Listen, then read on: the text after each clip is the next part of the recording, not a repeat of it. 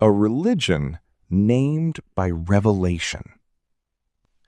What if a religion didn't need history to define it? What if it didn't rely on followers to give it a name?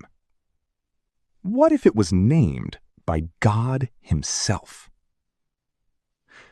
Among the world's major religions, Islam presents a unique claim. It is not just practiced. It is not just followed. It is named directly in its own scripture. Throughout history, religions have been identified in many ways. Some are named after individuals, some after tribes or regions. Others are named later by communities or historians. But Islam stands apart. The Qur'an does not leave its identity unclear.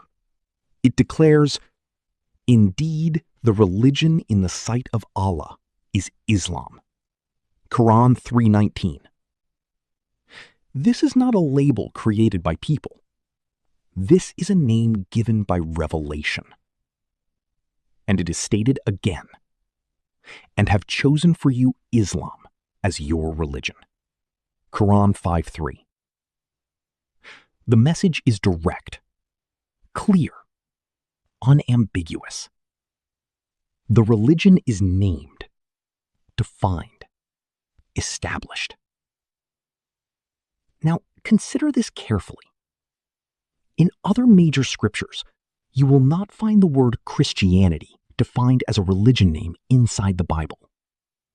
You will not find the word Judaism presented as a formal religion name inside the Torah. Instead, you find teachings, laws, and communities, but not a direct naming in the same way. This is not criticism. It is observation. Islam, however, defines its identity clearly within its own revelation. And this raises a deeper question. If a message comes from God, should its identity be unclear? Or should it be direct and precise? Islam answers with clarity, not only in belief, but in name. A religion not named by history, but named by revelation. And a claim that continues to stand. Islam is named in its own scripture. The meaning behind the name. But what does this name really mean? Is Islam just a label? Or is it something deeper? The word Islam means submission to the one Creator. It is not tied to race, not tied to language, not tied to geography. It is a universal concept. This is why the Qur'an describes Prophet Abraham. He was not a Jew, nor a Christian, but a Muslim, submitting to Allah. Qur'an 3:67.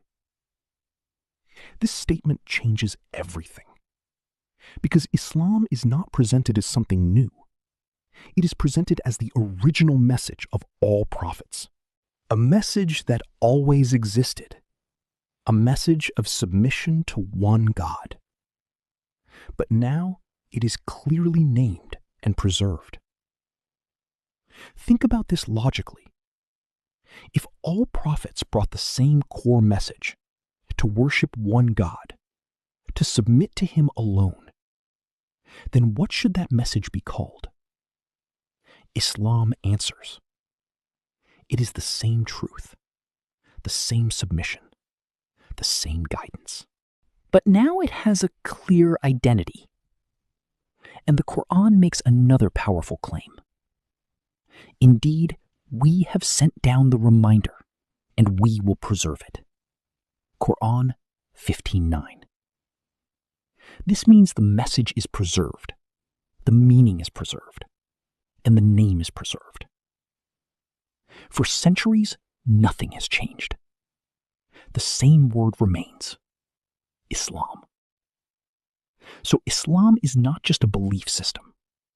It is a defined identity, a preserved message, a universal submission.